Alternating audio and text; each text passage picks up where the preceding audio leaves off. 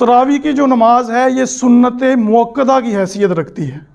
ऐसी बात नहीं है कि तरावी की नमाज आप नहीं पढ़ेंगे तो नफल है, कोई बात नहीं, सवाब नहीं होगा। बस ये याद रखें, ये सुन्नत मुअक्कदा है और सुन्नत मुअक्कदा को छोड़ने की आदत बनाने वाला बंदा गुनाहगार होता है।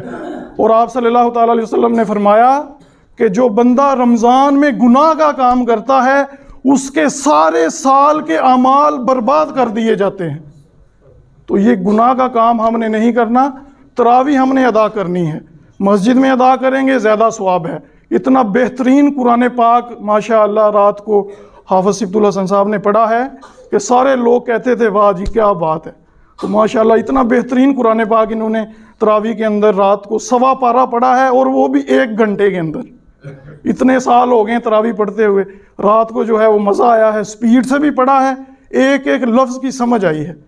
तो आप भी कोशिश करें कि इंशाअल्लाह हम भी तरावी अदा करेंगे। रमज़ान मुबारक की रातों में एक सजदा करने से 1500 नेकियां बंदे को हासिल होती हैं।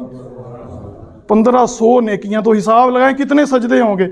20 तरावियां हैं तो 40 सजदे होंगे, 40 को 1500 से ज़रब दें, किधर बात जाएगी।